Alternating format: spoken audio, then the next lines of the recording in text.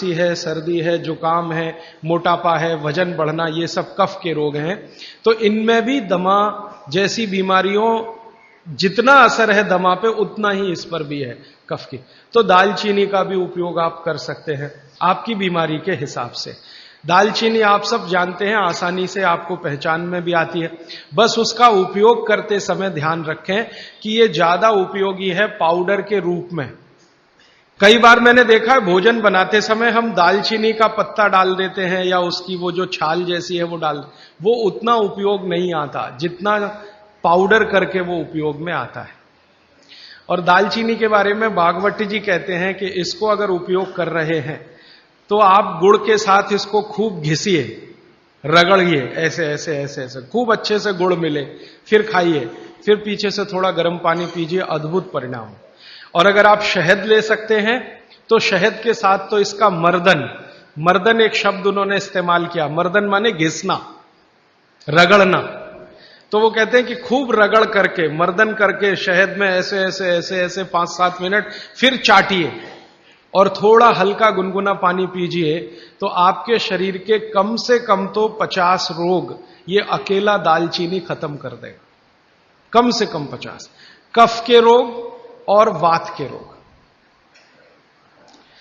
तो ऐसी बहुत सारी चीजें अपने रसोई में हैं। अभी मैं थोड़ा आगे बढ़ता हूं, रसोई से बाहर निकलता हूं, क्योंकि रसोई में अगर मैं बोलूं तो और 3-4 दिन जाएगा। आपको और ज्यादा विस्तार से ये जानना है तो मैंने बार बार कहा है पुस्तकें हैं। एक पुस्तक है जो रसोई घर पर ही केंद्रित है, जिसका नाम है स्वदेशी चिकित्सा, और एक दूसरी है सौंदर्य चिकित्सा, माने स्किन के जितने डिसीज हैं बाहर हैं आप ले जाइए। भागवत जी के ही सारे सूत्र हैं। बस इतना ही हमने किया है कि भाषा थोड़ी सरल की है और उपयोग आप कर सकें आज के समय में, उस हिसाब से उस सूत्र को लिखा है। लेकिन जितने सूत्र हैं किताबों में वो सब परीक्षण करके लिखे गए। 6-7 साल हमने खूब परीक्षण किया है, परिणाम मिले हैं तभी उनको लिखा है, ताकि किसी को फायदा तो हम दें, अच्छा है, नुकसान किसी का ना हो हमारे कहने और करने से। मैं थोड़ा आगे बढ़ता हूं। भागवत जी कहते हैं कि भगवान ने, प्रकृति ने हमको जो बहुत सारी चमत्कारिक चीजें उपलब्ध कराई हैं, भगवान ने या प्रकृति ने, उनमें से एक चमत्कारी चीज वो बोलते हैं गाय है। गाय।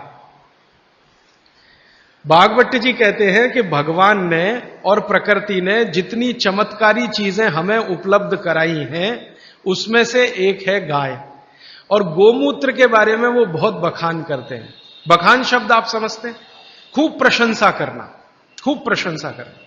वो कहते हैं कि ये गाय का मूत्र अद्भुत है। अद्भुत है मतलब वो ये कहते हैं कि वात पूरी तरह से खत्म करने की शक्ति इसमें है, कफ पूरी तरह से खत्म करने की शक्ति इसमें है, और पित्त के रोगों को भी खत्म करने की शक्ति है कुछ आयुर्वेदिक औषधियों के साथ। वात और कफ को तो ये अकेला ही खत्म कर देता है, पित्त को खत्म करने के लिए इसमें कुछ औषधियां मिलानी पड़ती हैं।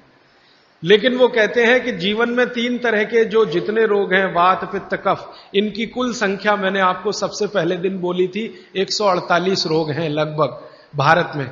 दुनिया की बात नहीं कर रहा हूं, सिर्फ भारत। तो भारत में वात, पित्त, कफ के कुल 148 रोग हैं। भागवत जी कहते हैं हर रोग को खत्म करने की शक्ति अकेली अगर किसी एक वस्तु में है तो ये गोमूत्र है। मेथी का दाना वात को कम करेगा, कफ को कम करेगा, पित्त को खत्म नहीं कर सकता, पित्त को कई बार बढ़ा देता। कई लोगों को यह महसूस होगा मेथी दाना खाएं तो जलन ज्यादा होती है, गैस बनती है, मुंह सूख जाता है, तो आप समझ लो पित्त भड़क गया आपका। तो उन लोगों के लिए तकलीफ है। लेकिन वो कहते हैं कि यह गोमूत्र एक ऐसी चीज है जो वात, पित्त, कफ तीनों को सम में लाने के लिए सबसे ज्यादा मदद करता है। अब ये तो उन्होंने लिख दिया 3500 साल पहले, तो जरूर कुछ ऑब्जर्वेशन किए होंगे। हमको इस पर भरोसा कम होता था। जब ये बात मैंने पहली बार पढ़ी तो भरोसा कम होता था कि क्या अद्भुत चीज बता रहे हैं वो, वात, पित्त, कफ तीनों को एक साथ सम में ला सकता है। थोड़ा सा मामूली हेरफेर करना पड़ेगा पित्त के रोगियों के लिए, बाकी के लिए तो कुछ नहीं करना। तो फिर हम लोगों को जब शक हुआ कि शायद ये इतना असरकारी नहीं हो सकता, तो गोमूत्र पर हम लोगों ने कुछ परीक्षण किए। हमारा एक बहुत बड़ा समूह है इस देश में, तो उसमें बहुत तरह के लोग हैं, वैज्ञानिक भी हैं, डॉक्टर भी हैं, वगैरह वगैरह। तो कुछ वैज्ञानिक और डॉक्टरों ने मिलकर कहा करके देख लो। बागवती जी कह रहे हैं तो हो सकता है जरूर इसमें कुछ गंभीर बात हो, करके देखो। तो जब करके देखना शुरू किया तो पिछले लगभग 5-6 वर्षों में गोमूत्र पर हजारों परीक्षण किए, हजारों।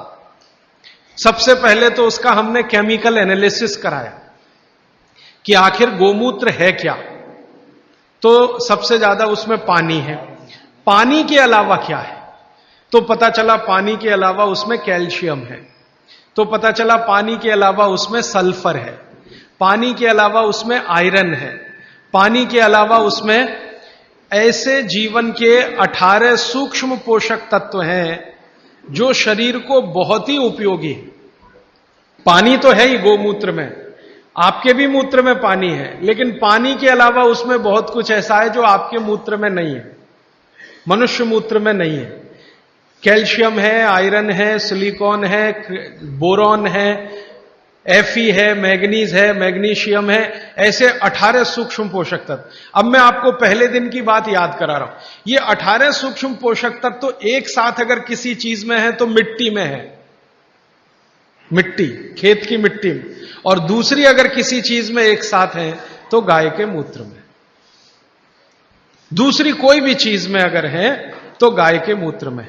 पहली चीज जिसमें है मिट्टी और दूसरी कोई चीज तो गोमूत्र। तो गोमूत्र का प्रयोग आप जरूर कर सकते हैं। ये जो संपूर्ण घटक वाली एक पेय पदार्थ है या द्रव्य पदार्थ है, इसके बारे में वो कहते हैं कि ये बहुत अच्छा है, चमत्कारिक है। तो हमको लगा कि करके देख लो। तो इसका पहले हम लोगों ने केमिकल एनालिसिस कराया। एक लेबोरेटरी में गाय का मूत्र डिब्बे में भर के दिया, शीशी में भर के, कि जरा देखो इसमें क्या है। तो 6 महीने के बाद, लगभग 8 महीने के बाद, लखनऊ एक शहर है भारत का जिसका बड़ा नाम है, बड़ा जिक्र है, उत्तर प्रदेश की राजधानी है। वहां पर एक बहुत बड़ी प्रयोगशाला है, उसका नाम भी बता दूं ताकि आप चाहें तो उनसे कंफर्म कर लें। प्रयोगशाला का नाम है CDRI, central drug research institute. Bharat में दवाओं पर, औषधियों पर काम करने वाली ये सबसे बड़ी संस्था है। तो इनके यहां सबसे पहला टेस्टिंग हुआ। शीशी में भरा गोमूत्र हमने दिया और 3-4 तरह के गोमूत्र दिए। एक तो वो जर्सी गाय होती है ना, जर्सी गाय, विदेशी गाय, उसका भी दिया। होलिस्टियन फ्रीजियन जाति की गाय का दिया, और जो भारत की गाय है, देशी गाय अपनी, उसका दिया। तो वैज्ञानिकों ने 6 से 8 महीना लगाया। फिर रिपोर्ट आई। रिपोर्ट के बाद पता चला कि शरीर की बीमारियों को खत्म करने के लिए जितने घटक चाहिए वो सब गोमूत्र में हैं, सबके सब, सबके सब है। अब जैसे मैं आपको नाम लेके कहूं, आपको त्वचा का कोई भी रोग हो गया, कोई भी रोग हो गया त्वचा का, तो इसका माने आपके शरीर में एक घटक कम हुआ। घटकों की कमी से ही रोग होते हैं। वो घटक का नाम है सल्फर।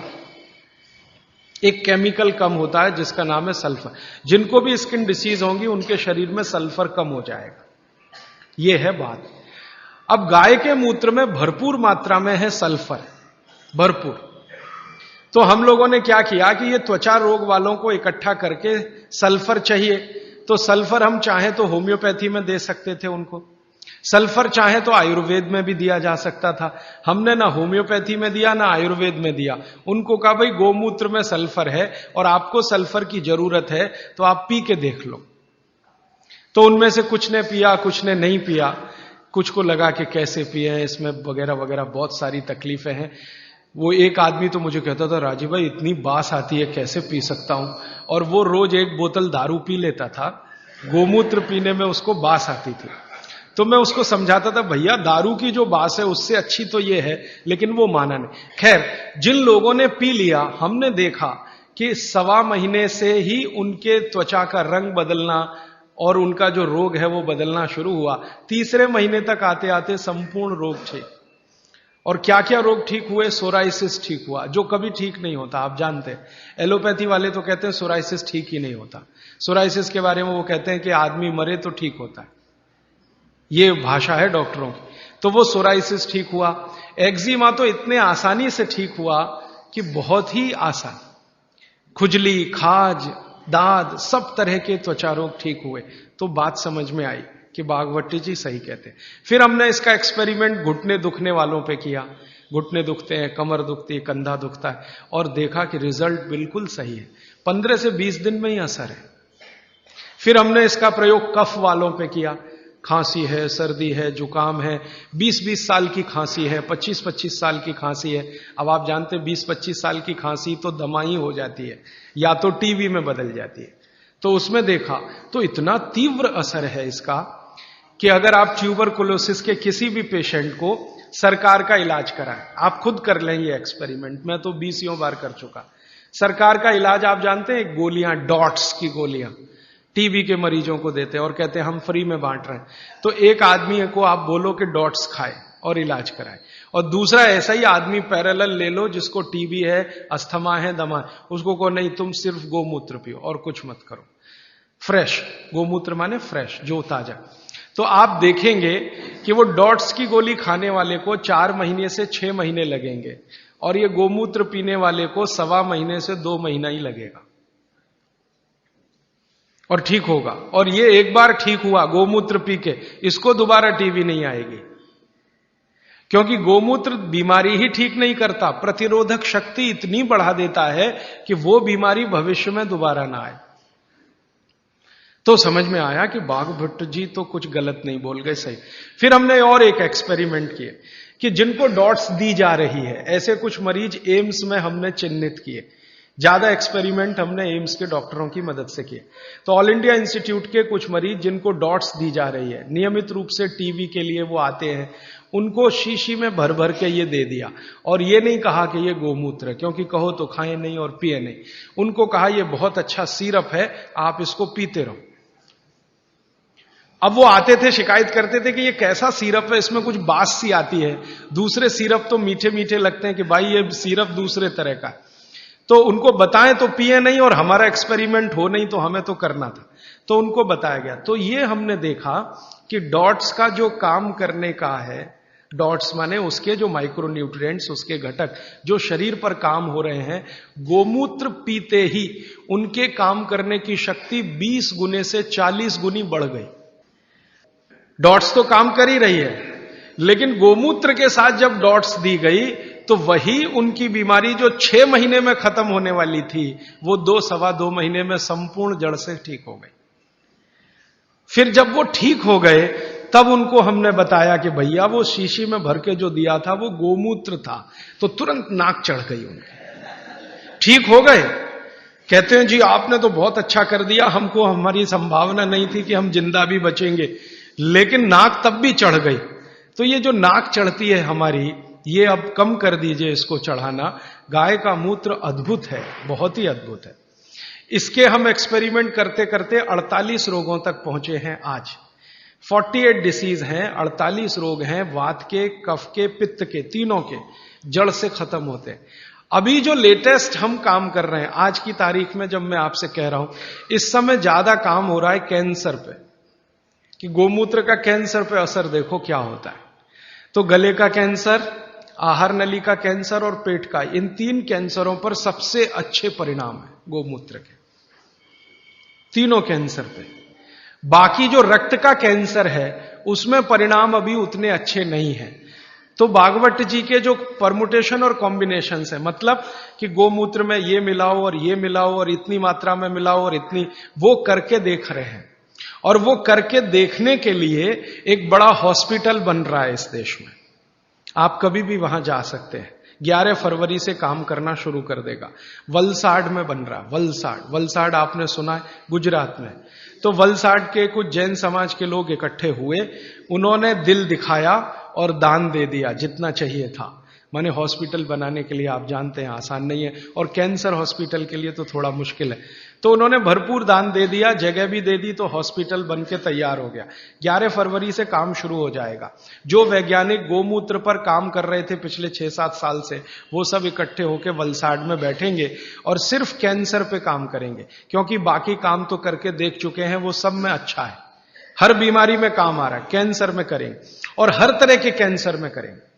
गर्भाशय के कैंसर में करेंगे, रक्त कैंसर में करेंगे, ब्रेन ट्यूमर जो कैंसर में कन्वर्ट होता है उसमें करेंगे।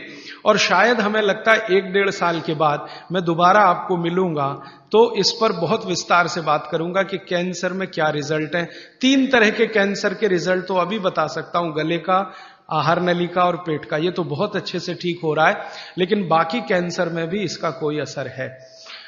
आपने कैंसर के बारे में जितना कुछ सुना है उसमें से एक बात मैं कहूं कि आधुनिक विज्ञान ये कहता है कि शरीर को कैंसर तभी होता है जब शरीर में एक केमिकल कम होता है। उस केमिकल का नाम है कर्क्यूमिन। ये आज के वैज्ञानिकों ने रिसर्च करके निकाला है। कर्क्यूमिन नाम का एक केमिकल है, ये कम है तो जरूर तो खत्म होगा आदमी, कैंसर आएगा और खत्म होगा। और इस केमिकल की कमी से जो कोशिकाएं होती हैं वो अनकंट्रोल्ड होती हैं, उनके ऊपर कंट्रोल नहीं रहता, तो ये एक दूसरे के साथ मिलकर एक जूथ जैसा बना लेती हैं। वो ट्यूमर हो जाता है, फिर ट्यूमर बाद में ब्लास्ट होता है और फिर वो मैलिग्नेंट होता है, पहले बिनाइन फिर मैलिग्नेंट, और फिर अंत में कहते हैं जी डेथ ही है और कुछ है नहीं, उसमें कंट्रोल के बाहर है वो सब। सारे वैज्ञानिक इसमें लगे हुए। अब संयोग की बात देखिए कि जिस कर्क्यूमिन की बात आज के वैज्ञानिक कर रहे हैं वो कर्क्यूमिन भरपूर मात्रा में गोमूत्र में है, भरपूर मात्रा में, और एकदम डाइजेस्टेबल फॉर्म में है। डाइजेस्टेबल माने तुरंत पियो और असर करे, ऐसा देर नहीं लगे। ये कुछ ऐसा संयोग है प्रकृति का। वैज्ञानिक कह रहे हैं कि ये तत्व कम होता है तभी कैंसर होता है। अब यही तत्व गाय के मूत्र में है, तो हजारों साल पहले बाघभट्ट की कही हुई बात अब सिद्ध हो जाएगी। साल भर में तो सब मान लेंगे। अब तक जितने रिसर्चेज हुए हैं गोमूत्र पर, इन पर भारत सरकार के सामने रिपोर्ट्स पेश की गई। भारत सरकार की जानते हैं एक काउंसिल है जिसका नाम है MCI, medical council of India. इनके पास सब कुछ जाता है सबसे पहले, तो वो सब गया तो MCI वालों ने नाक चढ़ाई बहुत कि क्या आप ले आए गोमूत्र, ऐसा बात करते हैं, ये क्या ले आए गोमूत्र। माने उनको लगता है कि ये तो बेकार की चीज है गोमूत्र। अब उनका कुतर्क क्या है वो जरा देखो। कुतर्क, तर्क है तो चलो अच्छा है, हम उनसे संवाद कर सकते हैं, समझा। कुतर्क करते, कहते जी ये गोमूत्र इतना ही अच्छा होता तो गाय छोड़ती क्यों इसको शरीर से। जब हमारा झगड़ा हुआ ना MCI वालों से, आधुनिक डॉक्टरों से, और उन्होंने ये कुतर्क करना शुरू किया कि क्या फालतू बात करते हैं, गोमूत्र इसमें कुछ है क्या। मैंने कहा भैया बहुत कुछ है, नहीं तो कोई मूर्ख नहीं था जो 3500 साल पहले इसको लिख के चला गया। और उसके बाद भी कई लोगों ने कहा, वैद्यों ने कहा, कई वैद्य हैं जो बिना आपको बताए गोमूत्र देते रहते हैं और आपको ठीक करते रहते हैं। उनके बहुत सारे काढ़े, बहुत सारी दवाएं गोमूत्र में बनाते हैं, आपको नहीं बताते, ये अलग बात है। क्योंकि हर वैद्य मुझे यही कहता है बता दो, तो नाक चढ़ जाती है सबकी। नाक चढ़े तो थोड़ा रेजिस्टेंस आता, फिर दवा का असर कम हो जाता, तो बिना बताए देते रहते हैं। तो हमको कॉन्फिडेंस था, तो डॉक्टरों से जब झगड़े हुए हमारे आज के डॉक्टरों से, तो उनका पहला ही कुतर्क था जी अच्छा होता तो गाय छोड़ती क्यों, खुद न रखती उसको। तब मुझे मेरी पुरानी एक बात याद आई। मेरी दादी मां हमेशा मुझे कहा करती थी, वो कभी स्कूल में नहीं गई, कॉलेज में नहीं गई, लेकिन ज्ञान बहुत था उसको। हमारे देश में ऐसा ही है, जो स्कूल कॉलेज में नहीं गए वो सब ज्ञानी है। ये मेरा 15 साल का 100% तजुर्बे का हिस्सा है, इसमें कोई कमी नहीं है। जो स्कूल नहीं गए, कॉलेज नहीं गए, बहुत ज्ञानी है, उनके पास नॉलेज बहुत है, फंक्शनल नॉलेज जिसको हम कहते हैं। ऑपरेटिव और फंक्शनल नॉलेज उनको जबरदस्त है, और वो इतनी ज्ञान की बातें कई बार कर जाते हैं कि हमारा सिर घूम जाता है। एक बार मैं आपको ये क्षेपक है लेकिन मैं जोड़ देता हूं आपको समझ। मैं एक बार पटना रेलवे स्टेशन पे उतरा, बहुत बार जाता रहता हूं, घूमता रहता हूं, तो रात के 2:30 बजे थे। अब ट्रेन से उतर गया, सामान थोड़ा ज्यादा था, मेरे पास एक ही सामान है, किताब है। मेरे कपड़े तो 2 ही 3 है, बस किताब है। तो उठाए गट्ठर, अब कैसे उठाएं, तो कुली चाहिए भाई, तो ढूंढना शुरू किया तो एक ही कुली दिखाई दिया। मैंने कहा भाई जरा ले चलो बाहर तक। उसने कहा साहब थोड़ी देर रुक जाओ, मेरा कुछ झगड़ा है। किससे झगड़ा है? तो मेरी पत्नी से झगड़ा हो रहा है, थोड़ी देर रुक जाओ फिर मैं ले जाऊंगा। तो मैं खड़ा हो गया, दोनों की बात सुनने लगा। पति और पत्नी बात कर रहे थे, उसकी पत्नी कहीं गांव से आई हुई थी, कोई मामला था, मुझे ज्यादा उनकी भाषा समझ में नहीं आ रही थी। क्योंकि वो जो है ना स्थानीय भाषा बोलते हैं और मैं थोड़ा मूर्ख आदमी हूं, मुझको कम समझती। तो मैं सुन जरूर रहा था, झगड़ा चल रहा था, अंत में कुछ फैसला हुआ और फैसला हुआ फिर उसने कहा चलो अब आपका सामान लेता हूं। तो मैंने जिज्ञासा से पूछ लिया भाई बात क्या थी? तो उसने कहा कुछ नहीं। मैंने कहा बता दो भाई। उसने कहा मेरे घर की बात है, आपको क्या बताऊं? तो फिर भी मैंने कहा बता दो। तो उसने कहा बात इतनी सी थी कि मेरी पत्नी कुछ कह रही थी, मैं मान नहीं रहा था। फिर मैंने कहा क्या हुआ? उसने कहा अब मैंने मान लिया। मैंने कहा क्यों मान लिया? अब देखो उसने जो आगे बोला तो मैं तो दंग रह गया। मुझे लगा कि मैं इसके पांव छू लूं, ये इतना महान आदमी है, कुली है। वो कहता है जी स्त्री जो होती है ना, स्त्री वो खूंटा होती है। खूंटा, खूंटा समझते? हिंदी का शब्द है खूंटा। खूंटा जिससे हम गाय बांधते हैं, बैल बांधते हैं। वो कहते हैं स्त्री जो होती है खूंटा होती है और इस खूंटे से पूरा घर बंधा रहता है। ये खूंटा उखड़ गया तो घर उखड़ जाता है।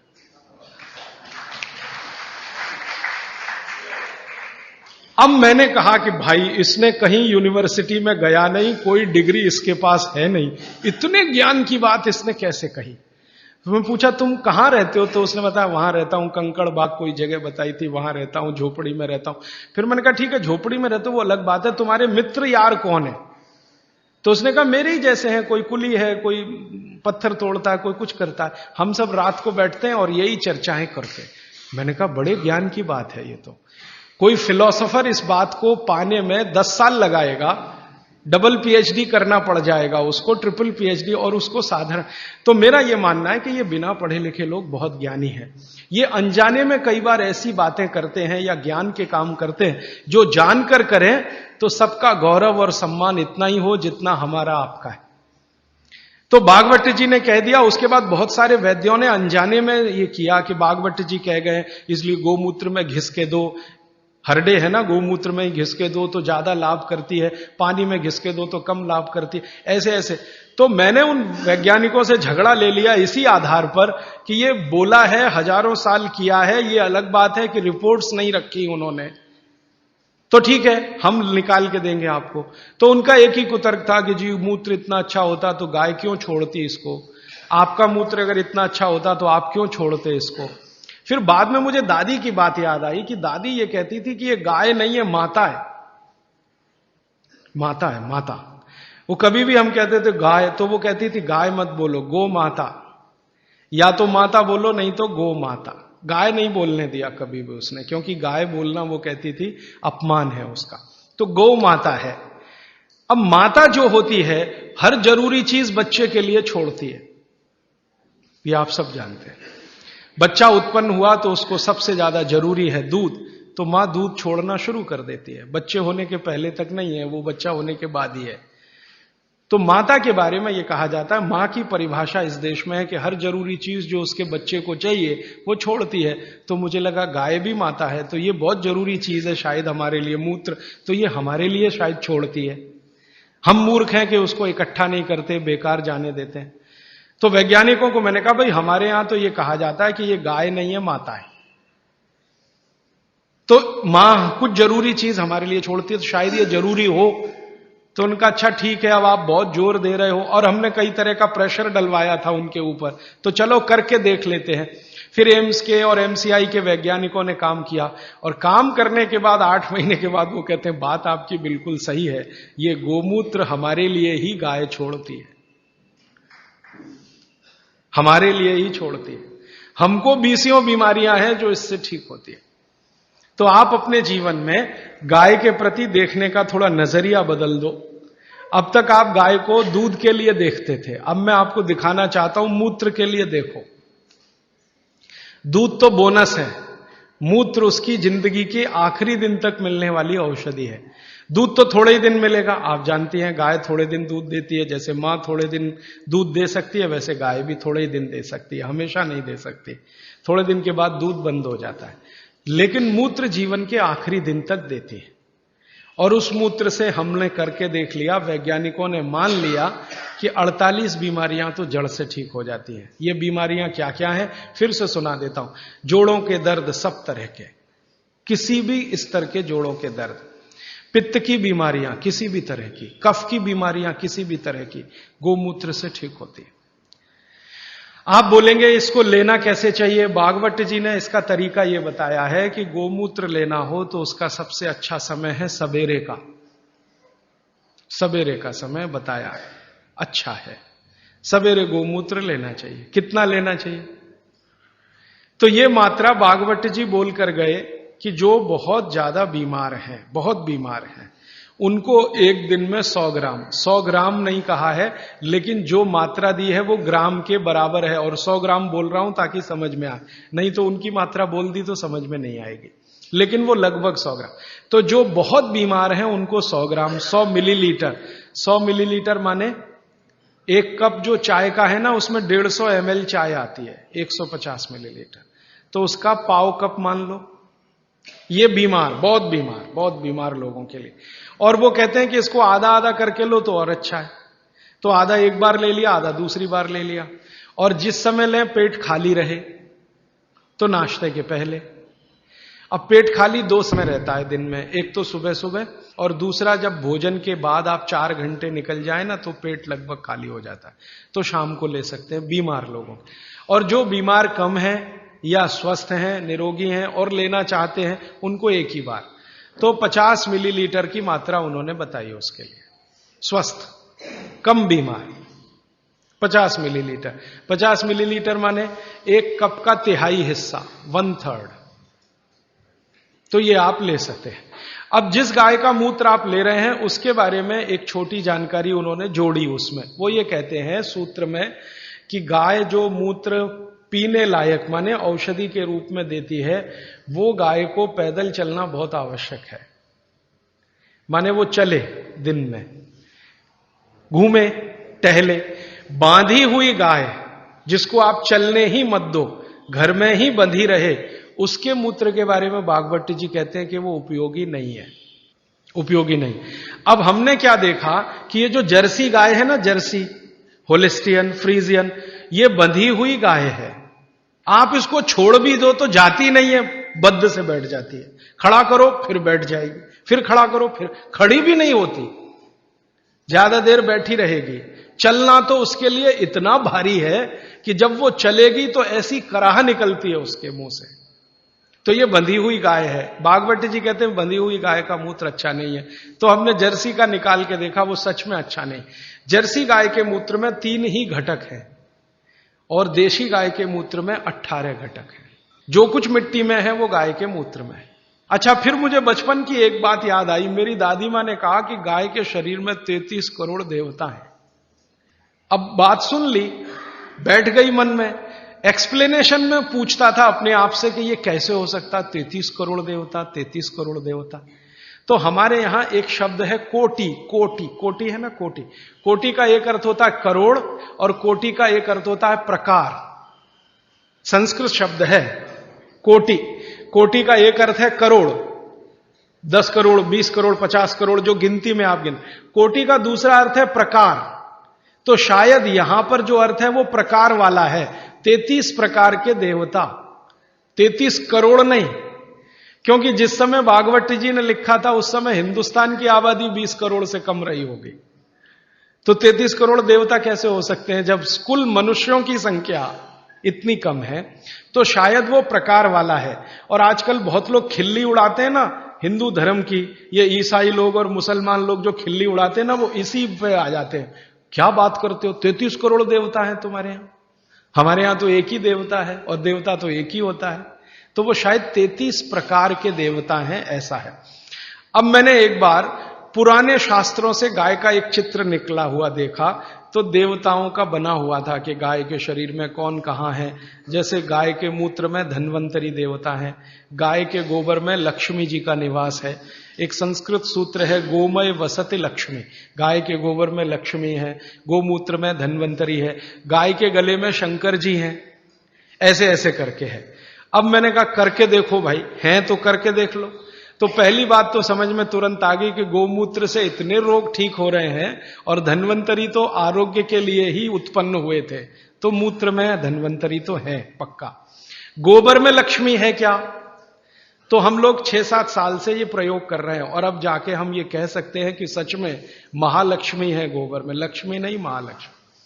क्योंकि हमने गोबर का उपयोग किया खेतों में, यूरिया डीएपी बंद करा दिया। भारत में हमारा जो अभियान है ना, हिंद स्वराज अभियान, आजादी बचाओ आंदोलन, इसके करीब करीब कार्यकर्ता पूरे देश में 18-20 हजार ऐसे हैं जो गोबर से ही खेती करते हैं।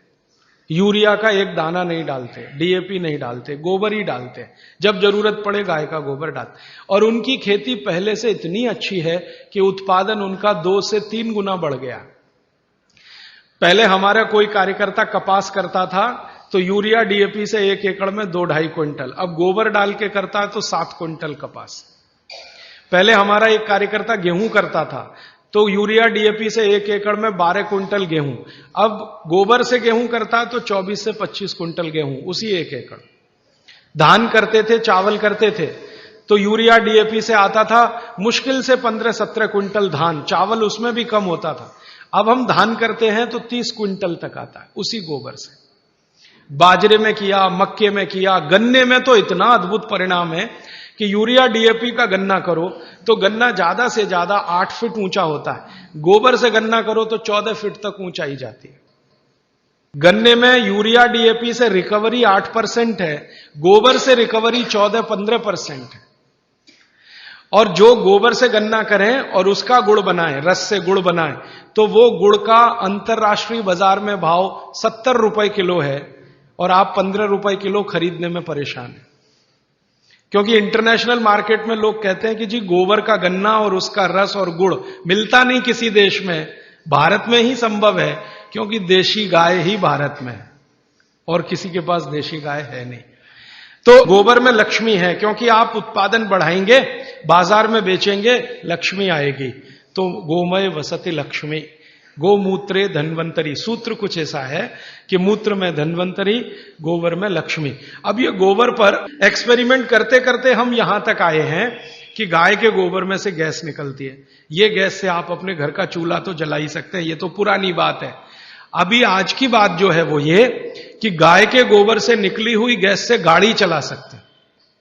गाड़ी माने Tata Sumo, Tata indica, Tata Sierra, Tata की वो सफारी, ये सब चलती है, बहुत आराम से चलती है। गोबर गैस है ना, उसको सिलेंडर में भरो और वो सिलेंडर गाड़ी में लगा दो तो बिना इंजन बदले और कोई तकलीफ किए वो ही गाड़ी दौड़ती है। दिल्ली में आईआईटी है, कभी भी आप वहां चले जाइए, आईआईटी कैंपस की सब गाड़ियां गोबर गैस से ही चलती है।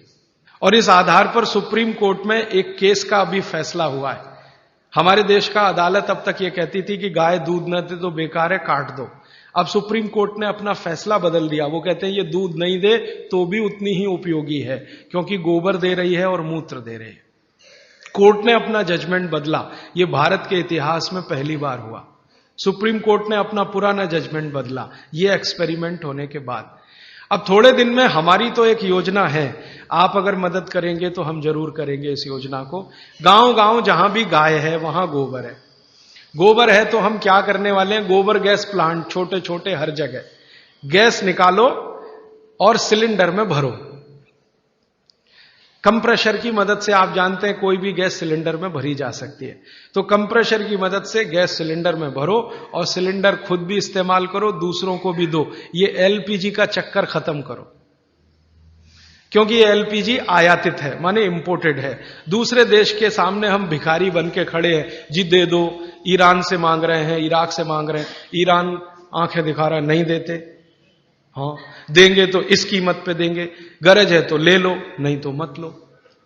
तो हमारी सरकार भीगी बिल्ली बनी हुई उनके सामने रेरियाती है, गिगियाती है। ये चक्कर अभी खत्म करना, हमको तो डीजल पेट्रोल ही खत्म करना है इस देश में, जरूरत ही नहीं डीजल पेट्रोल। जब तक गाय जीवित है उसका गोबर है, गोबर से गैस है, गैस से सब चलेगा। आपकी बिजली भी बना लो, गाड़ियां भी चला लो, रसोई गैस भी जला लो, घर के सब काम गोबर गैस से हो सकते हैं। और गोबर गैस की बनाई हुई रोटी का स्वाद आपके एलपीजी की रोटी के स्वाद से कई गुना अच्छा है, करके देख लीजिए आप। तो हमारी भविष्य की योजना है कि हम इस अभियान में आगे ये करने जा रहे हैं, गांव गांव के कार्यकर्ताओं को प्रशिक्षण देके कैसे गोबर गैस बनाई जाए, कैसे प्लांट लगाया जाए, कैसे उसको निकाला जाए, गैस को कैसे सिलेंडर में भरा जाए। जिस दिन ये काम बड़े पैमाने पर चल पड़ा, हिंदुस्तान को डीजल पेट्रोल एक बूंद खर्च करने की जरूरत नहीं, गाय से ही देश चलेगा। तो समझ में आएगा कि इसमें महालक्ष्मी है गाय के गोबर में, लक्ष्मी नहीं महालक्ष्मी। भारत में 17 करोड़ गाय है, इसकी डबल चाहिए, 34 करोड़ में यह हो जाएगा। हमने जो हिसाब निकाला है, एक गाय का गोबर एक दिन में 10 किलो, अभी 17 करोड़ गाय है तो एक दिन का उनका गोबर है 170 करोड़ किलो। लेकिन सारे देश के डीजल की खर्चा और पेट्रोल का खर्चा और एलपीजी का खर्चा, ये पूरा अगर हम कवर करना चाहें तो गाय चाहिए 34 करोड़। हम आधे का तो कर सकते हैं, आज जितनी गाय है 34 करोड़। अब ये 34 करोड़ गाय कहां से आएगी? ये तभी आएगी जब कटना बंद हो। आप अगर इसका संरक्षण करें, गाय का कटना इसका बंद करा दें, तो गाय की संख्या अपने आप 34 करोड़ हो जाएगी। क्योंकि भारत की जो गाय है, देशी गाय, वो 20 साल जीवित रहती है और 20 साल में कम से कम 17 बार मां बन सकती है वो भारत की गाय। और ये जो जर्सी है ना, इसकी उम्र ही नहीं है, ये ज्यादा से ज्यादा 8 से 9 साल जीवित रहती है और 8 से 9 साल में 5-6 बार मां बनती है। और भारत की जो देशी गाय है, इसके बारे में भागवत कहते हैं कि इससे जैसी कोई दूसरी चीज भगवान ने नहीं बनाई। भागवत जी कहते हैं कि इसके जैसी दूसरी चीज कोई भगवान ने नहीं बनाई। ये देशी गाय है, मां बनेगी, बछड़ा आएगा, बछड़ी आएगी तो गाय बनेगी, बछड़ा आएगा तो बैल बनेगा। और देशी गाय का बछड़ा ही बैल बनता है, ये जर्सी वाला नहीं बनता। क्योंकि देशी गाय के शरीर पर कंधा है, तो कंधा चाहिए ना बछड़े को बैल बनने के लिए, तो वो तभी संभव है। इसलिए देशी गाय का संरक्षण करना बहुत जरूरी है। आप बोलेंगे जी संरक्षण कैसे हो? भागवत जी कहते हैं कि भारत को भगवान की सबसे अच्छी देन है वो ये गाय है, जिसको हम देशी गाय कहते हैं। इसकी हमेशा सेवा करो तो ये संरक्षित हो। शायद इसलिए हमारे बुजुर्गों ने कहा गाय की सेवा करो तो मोक्ष मिलेगा, 33 प्रकार के देवता खुश रहेंगे। और मैंने करके देखा, ये देशी गाय आप घर में रखो, उसकी सेवा करो, सवेरे सवेरे सो के उठो, बस गाय को देखो, कुछ मत करो, बैठ जाओ, देखो उसको सामने, और आपके शरीर में इतनी खुशी और आनंद पैदा होगा उसका चेहरा देखने मात्र से। करके देख लो इसको। मैं अभी एक एक्सपेरिमेंट कर रहा हूं, डिप्रेशन के कुछ मरीजों को मैंने इकट्ठा किया है एक गौशाला में डिप्रेशन के मरीजों को इकट्ठा किया है। कोई दवा नहीं देते, वो कहते हैं जी गाय के सामने बैठो बस और देखो, उसको देखो, उसकी आंखें देखो, आंखों में जितनी सुंदरता है देशी गाय की कहीं नहीं मिलेगी आप। और जो आप गाय पहचान सकते हैं, भारत में एक गाय है किल्लारी गाय कहते हैं उसको, किल्लारी गाय, एकदम गुलाबी आंखें, सुर्ख गुलाबी आंखें। उसकी आंखें देख लिया आपने तो डिप्रेशन और अवसाद आपका खत्म हो जाए। इतना आनंद मिलता है गाय को देखने से। तो गाय देखने मात्र से अगर आनंद की प्राप्ति हो रही है तो ये उसकी सबसे बड़ी विशेषता है। मूत्र से तो बीमारियां ठीक हो ही रही हैं, गोबर से तो बहुत कुछ हो ही रहा है अपने देश में, उसकी आंखें देखने मात्र से खुशी पैदा होती है। और उसी गाय के साथ एक भैंस को देख लो, बराबर में एक गाय खड़ी कर लो, एक भैंस खड़ी, भैंस का चेहरा देख लो आप, तो ना हो तो डिप्रेशन हो जाएगा। हाँ, भैंस का चेहरा देखते ही मन में जो पैदा होता है ना, वो वॉमिटिंग सेंसेशन जैसा कुछ, और गाय का चेहरा देखते ही खुशी। तब मुझे ये सब बातें समझ में आई कि हमारे पूर्वज पुरखे गाय के लिए कितने प्रेमी और कितना उसको बचाने के लिए लगे रहे। और आप जानते हैं कि इस हिंदुस्तान की आजादी की लड़ाई गाय से शुरू हुई। जो 1857 में मंगल पांडे ने गाय की चर्बी के कारतूस की बात सुनी नहीं होती, तो गोली मारी नहीं होती, तो क्रांति शुरू नहीं होती। और महात्मा गांधी जो इस आजादी के आंदोलन के सबसे बड़े नेता थे, वो ये कहते थे मेरा शरीर काट दो, गाय को मत काटो। और एक जगह तो गांधी जी ने अंग्रेजों को कड़क भाषा में कहा कि तुम भारत को गुलाम रखना चाहते हो, रखो, गाय काटना बंद कर दो, मैं आंदोलन वापस ले लूंगा। वो कहते हैं गाय बच गई तो आजादी तो आ ही जाएगी। एक बार गांधी जी को एक अंग्रेज पत्रकार ने पूछा कि आपको आजादी और गाय दोनों में से क्या चाहिए? तो कहते हैं गाय बचा दो, आजादी तो आ ही जाएगी। गांधी जी जैसे आदमी को इतना लगता था। और गाय के बारे में इतनी सारी अच्छी बातें कहते हुए एक खराब बात कह दूं कि यही गाय सबसे ज्यादा कट रही है। और आप जिस राज्य में रहते हैं वहां सबसे ज्यादा कट रही है, तमिलनाडु और केरल। एक साल में 4.5 करोड़ गाय कट जाती है इस देश में। इस तमिलनाडु में ऐसे ऐसे कत्ल खाने हैं जहां एक दिन में 14,000 गाय कट जाती है। आप चाहें तो सबके नाम पते में दे सकता हूं। इसी तमिलनाडु, केरल में उससे भी बड़े कत्ल खाने हैं जहां एक दिन में 17-18,000 गाय कट जाती है। तो जो गाय इतनी उपयोगी है वो कट रही है, इसको कटना बंद कराना ही पड़ेगा अगर हिंदुस्तान को डीजल पेट्रोल के दुष्चक्र से निकालना है। मैं आपको एक कैलकुलेशन बताता हूं। एलपीजी गैस का सिलेंडर आप कितने में खरीदते हैं? 300 रुपए में। हाँ, गाय गैस का सिलेंडर माने गोबर गैस का सिलेंडर उतना ही बड़ा जो एलपीजी का है, आप अगर गोबर गैस का खरीदो तो 67 रुपए में मिलेगा, 67। आप 1 लीटर पेट्रोल में कितनी गाड़ी चलाते हैं? 1 लीटर पेट्रोल में 20 किलोमीटर, है ना? 10 नहीं 20 मान लो, अच्छी से अच्छी गाड़ी 1 लीटर पेट्रोल में अच्छी से 20 किलोमीटर। 1 किलो गोबर गैस में वही गाड़ी 33 किलोमीटर चलती है। 1 किलो गोबर गैस में वही गाड़ी 33 किलोमीटर। और आप जब खर्चा निकालते हैं ना गाड़ी चलाने का, पर किलोमीटर खर्चा, तो डीजल का खर्चा शायद 4.5 के आसपास आता है, पेट्रोल का खर्चा 6-6.5 रुपए आता है। गाय के गोबर से पर किलोमीटर गाड़ी चलाने का खर्चा 1 रुपए 15 पैसे आता है। तो सस्ता भी पड़ेगा, हमारे यहां आसानी से उपलब्ध है क्योंकि गाय उपलब्ध है। और पूरे देश को डीजल पेट्रोल का साल का खर्चा अभी 2,80,000 करोड़ का हो चुका है। सरकार इसी से सबसे ज्यादा परेशान है, ये पूरा खर्चा बच सकेगा। और 2,80,000 करोड़ में तो 34 करोड़ गाय आराम से पाल सकेंगे। तो गाय बचाने का काम करना है। वो इसलिए कि भागवत जी बोलकर गए हैं कि ये सबसे सुंदर वस्तु या चीज या प्राणी बनाया इस देश में भगवान ने। और मैं ऐसा मानता हूं कि थोड़ा इसको संशोधन कर सकते हैं। प्राणी नहीं, प्राण है ये देश का। और हम ये कहते हैं ना जानवर, जानवर नहीं, जान है इस देश की। भारत को अगर भारत की जान है तो ये गाय है, भारत की प्राण है तो ये गाय है, ये है तो हम हैं। कई बार मैंने लोगों को ये कहते सुना है हम गाय पालते हैं, उनको हाथ जोड़कर कहता हूं कि आप गाय नहीं पालते, गाय आपको पालती है। ये अहंकार मत करिए अपने मन में कि हम गाय पालते हैं। आपके मन में विनम्रता आनी चाहिए कि गाय हमें पालती है। आप क्या पालेंगे जी? वो तो भगवान की है, आपकी हैसियत नहीं उसको पालने की। वो तो भगवान की कोई कृपा हो गई आपके ऊपर जो आपको दे दी उसने। तो ये कृपा आप सब पर हो तो इसके लिए कुछ प्रयास करें। आप बोलेंगे जी क्या करें? सबसे पहला प्रयास कि गाय का कत्ल रुके। गाय का कत्ल रुकने में आप कहेंगे जी हम क्या कर सकते हैं? आप बहुत बड़ा काम कर सकते हैं। वो ये कि आप अपने जीवन में एक संकल्प ले लो कि जी दूध पिएंगे तो गाय का ही पिएंगे। मुझे बाबूजी 3-4 दिन से एक जानकारी दे रहे हैं। एक राधा कृष्ण बजाज जी उनके यहां आया करते थे।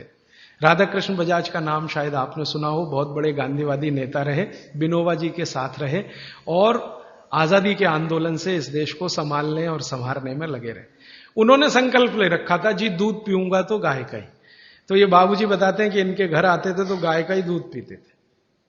अब मैं सोचता हूं कि राधा कृष्ण बजाज जैसा संकल्प सब ले लें कि जी दूध पिएंगे तो गाय का ही पिएंगे, पिएंगे ही नहीं भैंस का, पिएंगे नहीं डेयरी का, गाय का ही पिएंगे। तो आप जितने लोग यहां बैठे हैं, अगर आपने ही ये संकल्प ले लिया कि रोज गाय का ही दूध पिएंगे तो इसी चेन्नई में गाय पालने वालों की लाइन लग जाएगी, आप देखना। क्योंकि मैं बार बार कह रहा हूं आज का मार्केट कंज्यूमर मार्केट है, बायर्स मार्केट है आज की दुनिया में, खरीदने वाले का मार्केट है, बेचने वाले का कुछ नहीं है। जो डिमांड खड़ी करे तो सप्लाई आती है।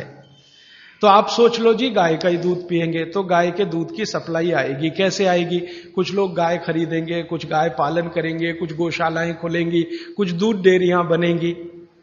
फिर आप बोलेंगे जी देशी गाय मिलेगी, मिलेगी क्योंकि 17 करोड़ अभी है, पूरी नहीं कट गई है, 17 करोड़ अभी है, तो मिल जाएगी। और जितनी अच्छी गाय चाहिए उतनी अच्छी मिल जाएगी। आप कहेंगे जी देशी गाय का दूध कम होता है, ज्यादा दूध की गाय भी है, कम दूध की गाय। भगवान ने इस देश में बड़ा बैलेंस बनाया। ये बहुत दिन में मेरे समझ में आया कि जो गाय दूध कम देती है उसके बछड़े मजबूत बैल होते हैं, और जिसका दूध ज्यादा है उसके बछड़े कुछ कमजोर बैल होते हैं। तो कम दूध देने वाली गाय बछड़ों के लिए है, ज्यादा दूध देने वाली गाय आपके लिए है। गाय सबको ध्यान रखती है, तो आप ज्यादा दूध वाली भी गाय ले सकते हैं। इस देश में ऐसी गाय हैं, आप चलो तो मैं दिखाऊं, जो 65 लीटर दूध देती है एक दिन में। 65 लीटर। आपको चाहिए तो 1 लाख रुपए की है, महंगी नहीं है। 5 लाख की गाड़ी खरीद लेते हैं आप, 10 लाख की गाड़ी खरीद लेते हैं, 1 लाख की गाय क्या महंगी है।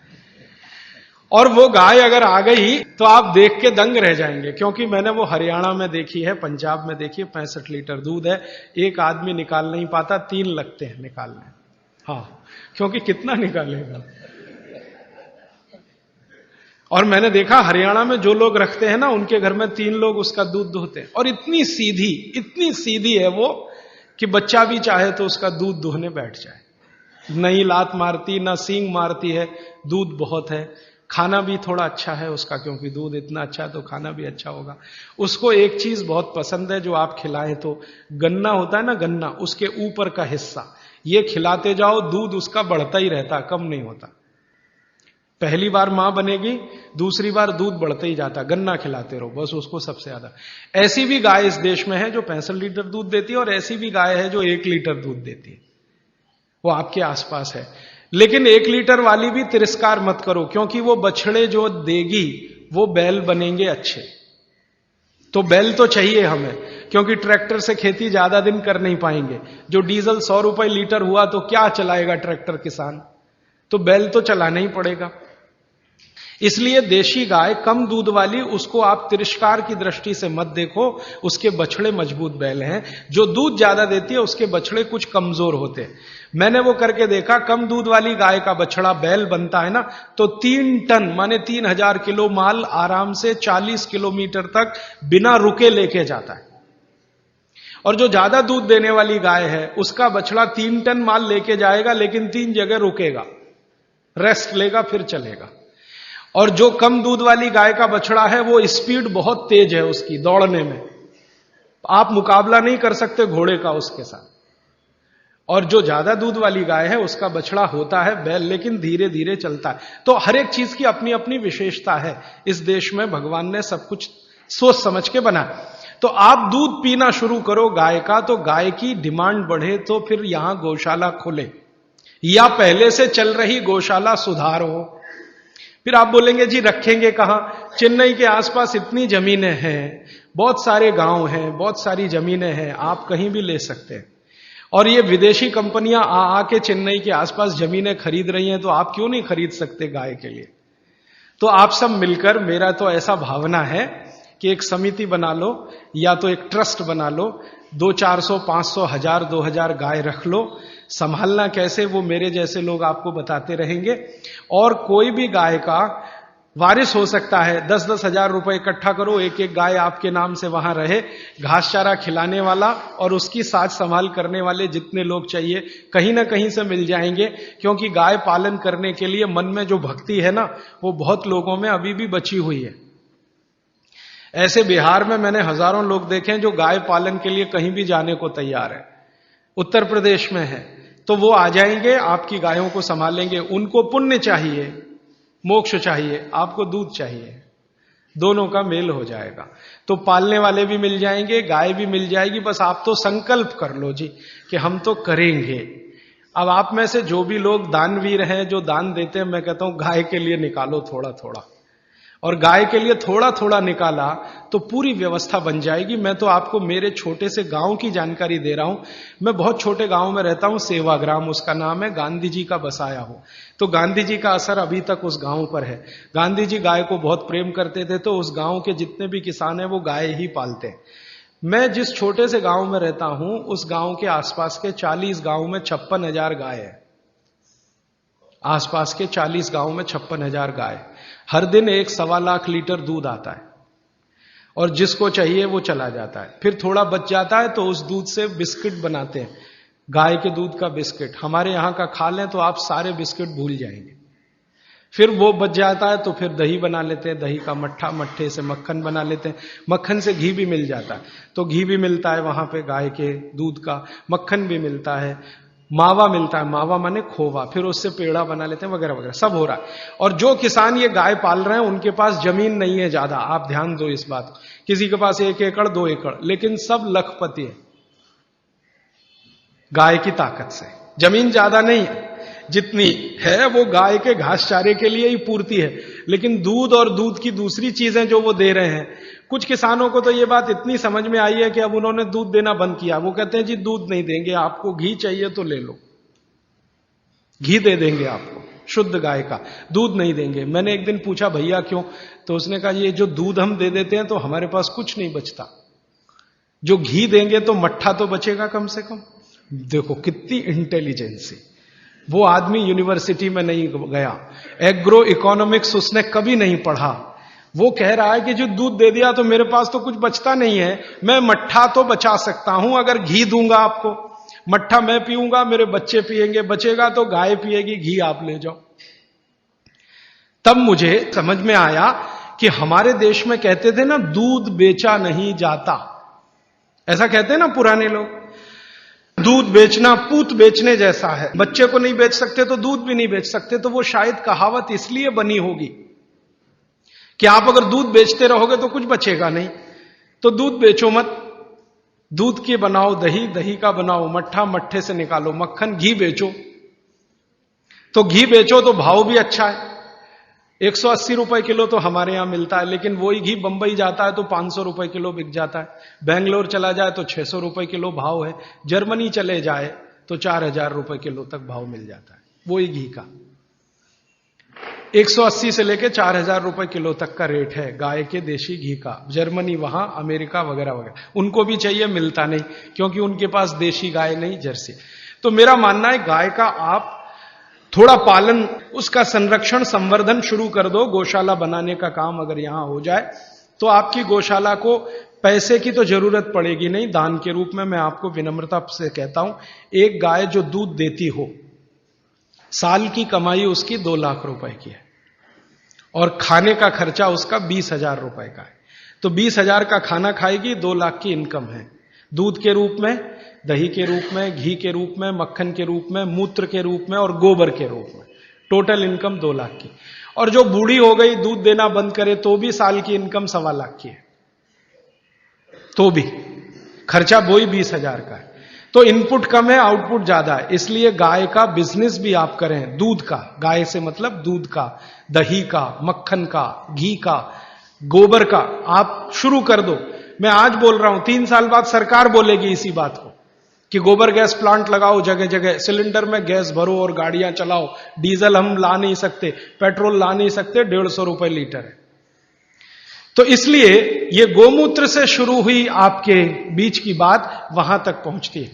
और आप दूध पियोगे तो गाय बढ़ेगी, मूत्र का उपयोग करो दवा के लिए तो भी गाय बढ़ेगी, गोबर का उपयोग करो खेत में तो भी गाय बढ़ेगी। ये 3 तरीके से गायों को आप बचा सकते हैं और इनकी संख्या लगातार बढ़ा सकते हैं।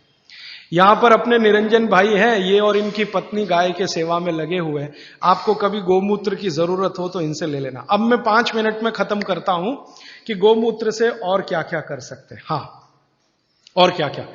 बागवती जी कहते हैं आंख के कोई भी रोग, आंख के सभी रोग कफ के रोग हैं जो आंख में हैं।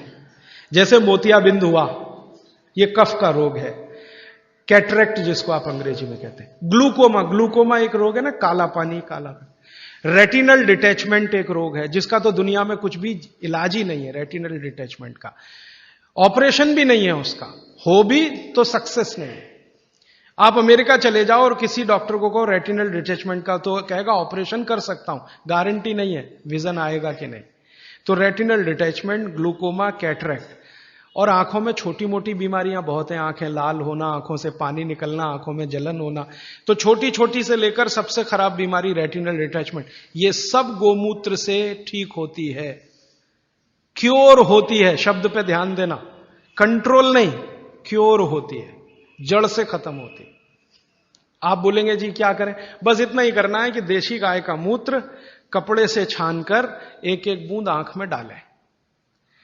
आप में से किसी को चश्मा उतारना है अगर अपना, तो जरूर डालें। 3 महीने में आप लगातार डाल के देख लीजिए, नंबर बदल जाएगा और 1.25 महीने में चश्मा उतर जाएगा। ग्लूकोमा बिना ऑपरेशन ठीक होता है 4-4.25 महीने में। कैटरेक्ट अगर आपको डिसॉल्व करना है 6-6.25 महीने में ठीक हो जाता है। रेटिनल डिटैचमेंट को 1 साल लगता है, लेकिन लगातार गोमूत्र डालते रहिए, एक एक बूंद, बस इतना पर्याप्त है। आंखों में, बच्चों के कान बह रहे हैं, कान, आप जानते हैं छोटे छोटे बच्चों के कान में मवाद निकलता है, बस 2 या 3 दिन एक एक बूंद कान में गोमूत्र की डाल दीजिए, पूरा कान साफ हो जाएगा, मवाद निकलना बंद। बच्चों की नाक बहुत बहती है, बार बार सर्दी होती है, बार बार जुकाम होता है। बागवट जी कहते हैं कि नाक बह रही हो, सर्दी बहुत हो, जुकाम बहुत हो, तो गोमूत्र तो नहीं कहा उन्होंने, गोघृत कहा। गोघृत माने गाय का घी, एक एक बूंद नाक में डाल दो बच्चों के। सर्दी जुकाम ऐसे गायब होगा जैसे गधे के सिर से सींग, गाय का घी। अच्छा, आपको नींद नहीं आती, अच्छी नींद लेनी है, बढ़िया नींद लेनी है, डीप स्लीप लेनी है, रात को एक एक बूंद गाय का घी नाक में डाल के सो जाओ, बहुत गहरी नींद आएगी। आपको खर्राटे बंद करने हैं। बहुत लोगों को खर्राटे आते हैं रात को सोते समय, सोने वाला तो नहीं जानता, पड़ोसी जानता है कि क्या तकलीफ होती है। तो जिनको भी खर्राटे बहुत आते हैं उनके लिए बहुत अच्छी दवा मैं बता के जा रहा हूं। गाय का घी एक एक बूंद नाक में डाल लो, 3 दिन बाद चौथे दिन से खर्राटे बिल्कुल बंद हो जाएं, स्मूथ एकदम आपकी नींद हो जाए। तो गाय के घी का भी उपयोग है औषधि के रूप में, गोमूत्र का। अब आता हूं, बाल झड़ते हैं, बहुत सारी बहनें शिकायत करती हैं बाल झड़ रहे, तो गाय के दूध का दही बनाओ। दही को तांबे के बर्तन में रख दो, 5-6 दिन रखा रहने दो, फिर हरा हरा हो जाएगा। फिर उस दही को बालों में लगाओ, 1 घंटे के बाद बाल धो दो शिकाकाई से, शैंपू से नहीं, शिकाकाई से।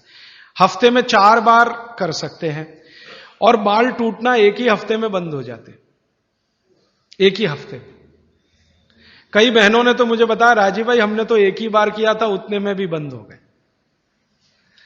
अच्छा, भविष्य में बाल ना टूटे, अच्छे रहें, दुरुस्त रहें, तंदुरुस्त रहें, तो महीने में 1 बार या नहीं तो महीने में 2 बार गाय के मूत्र से बाल धो लो। बहुत अच्छा कंडीशनर है, नेचुरल ऑर्गेनिक कंडीशनर है गाय का मूत्र। तो जैसे आप कंडीशनर यूज करते हैं ना, उसकी जगह गोमूत्र यूज कैसे करें? गाय के मूत्र में थोड़ा पानी मिला देना, और जैसे कंडीशनर यूज करते हैं वैसे कर लेना। और आगे बढ़ता हूं। बच्चों की पसलियां बहुत तकलीफ की स्थिति में हो, बच्चों की, आप कई बार महसूस करते हैं ना, उनको बलगम जमा हो गया, कफ जमा हो गया, तो ऐसे बच्चों को 1 चम्मच गोमूत्र पिला दो, एक ही दिन के बाद वो सारा कफ उतर जाएगा। आपको पीना है तो आप भी पी लो, आधा कप तक पी सकते हैं। फिर उसके बाद मूत्र पिंड के जितने भी रोग हैं, मूत्र पिंड के रोग आप सब समझते हैं, किडनी के फेलियर के और किडनी के तकलीफ के, ये सब में बहुत अच्छी दवा है गोमूत्र, उपयोग करो। गाय का मूत्र आधा कप, किडनी फेलियर के सब केसेस में आप उपयोग कर सकते हैं। मूत्र के कोई भी रोग में उपयोग कर सकते हैं, जैसे पेशाब थोड़ा थोड़ा आता है, गोमूत्र पीना शुरू करो, खुल के आएगा। पेशाब में जलन होती है, गोमूत्र पीना शुरू करो, जलन बंद। पेशाब कई बार लाल रंग का आता है, गोमूत्र पीना शुरू करो, नॉर्मल कलर होगा। मूत्र के लगभग 22-23 रोग इस अकेले गोमूत्र से ठीक होते हैं। फिर आपको कब्जियत बहुत है, कब्जियत, पेट साफ नहीं हो रहा है, 3 दिन गोमूत्र पी लो, आधा आधा कप, चौथे दिन से एकदम पेट साफ होगा, एकदम पेट साफ। फिर आपके शरीर में 20 रोग हैं, वात के, कफ के, पित्त के, आप उसमें उपयोग कर सकते हैं। पित्त के रोगों के बारे में भागवत जी की एक बात याद रखना कि गोमूत्र पित्त के रोगी जब भी लें तो वो घी का उपयोग ज्यादा करें। पित्त के रोगी आप समझते हैं गैस बन रही है, एसिडिटी, ये लोग अगर गोमूत्र पिए पित्त ठीक करने के लिए तो घी ज्यादा खाएं, बस इतना ही निवेदन है उनका। बाकी वात और कफ वाले तो कुछ भी करें। तो बाल में उपयोगी, शरीर में गोमूत्र की मालिश करो आप, तो आपकी त्वचा पर जितने भी सफेद सफेद धब्बे हैं ना, सब चले जाएं। आंखों के नीचे डार्क सर्किल है, रोज सुबह ऐसे ऐसे गोमूत्र लगा लिया करो, डार्क सर्किल चले जाएंगे आप। खाज हो गई, खुजली हो गई, एक्जिमा हो गया, थोड़ा मालिश कर लो, सब खत्म हो जाए। तो ये गाय का मूत्र अद्भुत है। अब इस गोमूत्र को ज्यादा आज के समय में लोगों ने उपयोग करने के लिए एक टेक्निक डेवलप की है कि प्योर गोमूत्र मिले तो वैसे सबसे अच्छा होता है, लेकिन क्या करते हैं आजकल के गोमूत्र को उबालते हैं तो उसकी वाष्प बनती है, वाष्प को ठंडा करके अर्क बनता है। अर्क, अर्क तो आप समझते हैं। तो गोमूत्र अर्क भी इस्तेमाल हो रहा है, लेकिन मेरा कहना है कि प्योर मिले तो सबसे अच्छा।